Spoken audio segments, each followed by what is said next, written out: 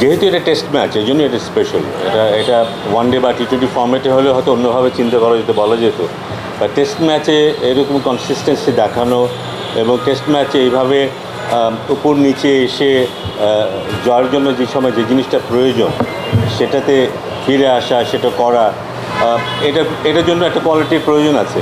একটা কোয়ালিটি ছাড়া টেস্ট ক্রিকেটে এভাবে পারফরমেন্স করা যায় না কনসিস্টেন্টলি। সো যে জিনিসটা বুঝলাম সেটা হচ্ছে যে আমাদের সক্ষমতার যে ব্যাপারটা সেটা আছে, কিন্তু সেটা হয়তো সেই সময় সবসময় আমরা সেটাকে সামনে নিয়ে আসতে পারি না।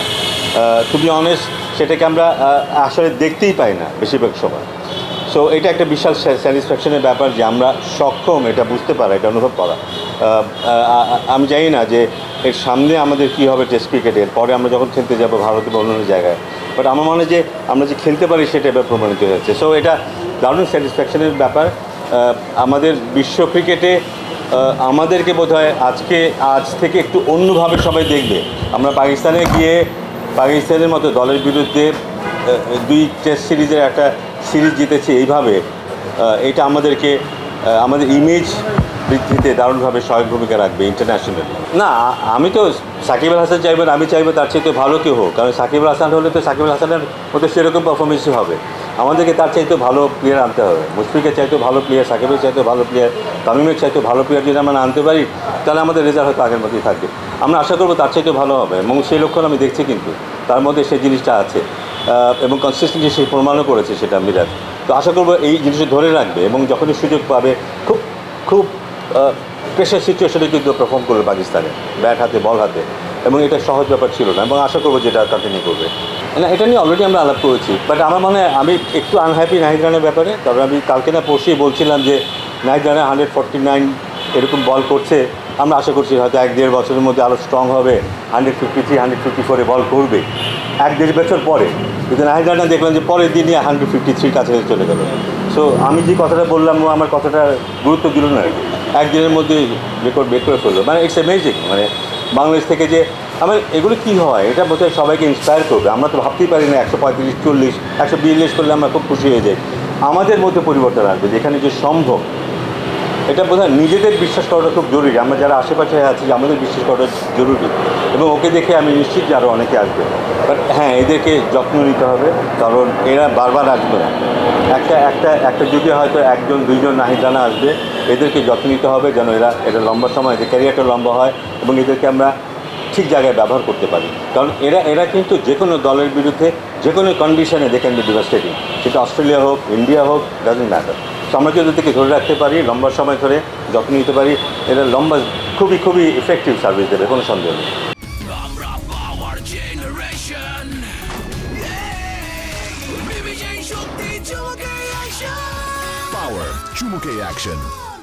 আমার মনে হয় যে এই মুহূর্তে দল যাবার আগে থেকেই দল নির্বাচন বলি, দল কিভাবে খেলবে, দলের ডিসিশন নেওয়ার যে ব্যাপার স্যাপারগুলো সেটা আমরা সম্পূর্ণ দলের উপরেই ছেড়ে দিয়েছি। কিন্তু সেখানে আমরা পিছন থেকে কোনো দোষী টেনে রাখার চেষ্টা করিনি। সেটা হয়তো দলকে কিছুটা সহজভাবে খেলার সুযোগ দিয়েছে, সেটা হয়তো দলকে সামনের দিকে তাকিয়ে খেলার সুযোগ দিয়েছে, সিদ্ধান্ত নেওয়ার সুযোগ দিয়েছে, দল হয়তো অনেক ফ্রিলি খেলার সুযোগ পেয়েছে।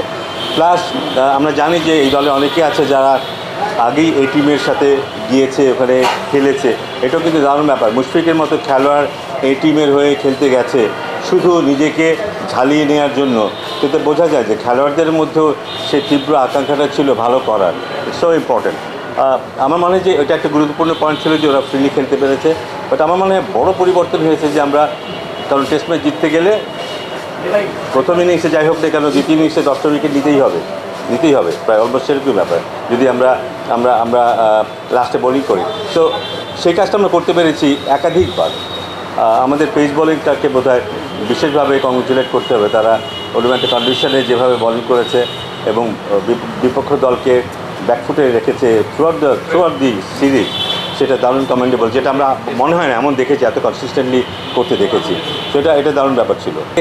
Test cricket. সো আমার মনে হয় যে এটা আমি যদি অন্যভাবে উত্তর দিই, আমরা যে ক্রিকেটটা খেলি সেটা খেলে আমরা পৃথিবীতে যে জায়গাটায় আমাদের অবস্থানকে নিয়ে গেছি, আমাদেরকে যেভাবে সম্মান করা হয় বা সমীহ করা হয়, সেটার যে মাপ ছিল এতদিন, আমার মনে হয় এই সিরিজ জেতার কারণে সেটা একটু উপরে উঠে গেছে।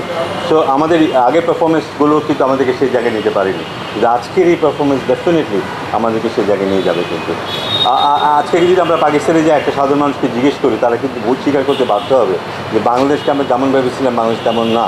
আমি নিশ্চিত যে ইন্ডিয়াতেও আলাপ আলোচনা শুরু হয়েছে যে ইন্ডিয়াতে আমরা যাচ্ছি, আমাদেরকে হালকাভাবে নেওয়ার কোনো সুযোগ নেই, নিশ্চিত আলাপ হবে। এবং সবচেয়ে ইন্টারেস্টিংলি আমাদের এই সিরিজে আমাদের র্যাঙ্কিংয়ে যে জায়গাটা ছিল তার যেতে কিন্তু আমাদের অনেক উপরে আছে। এটি কিন্তু এমন না যে আমরা ঘরের মাটিতে খেলে ছোটো একটা দলকে হারিয়ে দিয়েছি তাই আমাদের পয়েন্ট কিন্তু বেড়ে গেছে দিকে আমরা র্যাঙ্কিং ওখানে গেছি, তা নয়। কিন্তু আমরা যুদ্ধ করে রিলেটিভলি আমাদের চাইতে শক্তিশালী দলের বিরুদ্ধে তাদের দেশে গিয়ে তাদের মাটির দিকে ওদেরকে হারিয়েছি এবং তারপরে আমাদের এই অর্জনটা, আমি মনে করি এটা বিশাল অর্জন। যেহেতু প্রোগ্রাম চলছিল, খুব কারোর সাথে দেবে কথা হয়নি। আমি যতটুকু জানি প্রধান উপদেষ্টার সাথে ক্যাপ্টেনের কথা হয়েছে, অতটুকু হয়তো সময় ম্যানেজ করে গেছে, কারণ তারপরে এইসব পুরস্কার বিতরণী অনুষ্ঠান শুরু হয়ে গিয়েছিলো।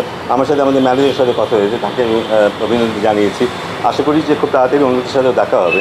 পুরস্কারের ব্যাপারটা এই মুহূর্তে আমি বলতে চাই না, নিশ্চয়ই এটা আমাদের ক্রিকেট বোর্ডের জন্য, দেশের জন্য যে সম্মানটা বয়ে নিয়ে এসছে সেটার জন্য তাদের নিশ্চয়ই পুরস্কৃত করা হবে। কিন্তু আমার মনে হয় যে আমরা পুরস্কার কী দিতে পারি আমরা জানি না।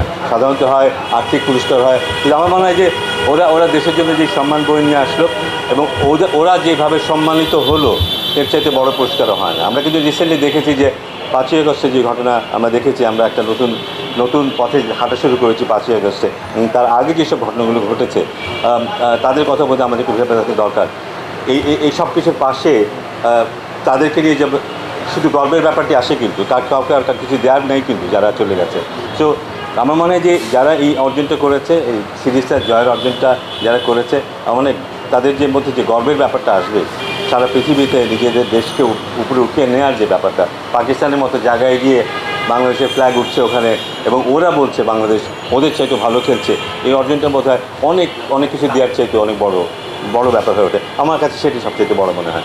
না, ডেফিনেটলি যে এই ম্যানেজমেন্ট যেটা আছে তাদের তো কৃতিত্ব আছে, অবশ্যই কৃতিত্ব আছে, সেটাও তাদেরকে দিতেই হবে। বাট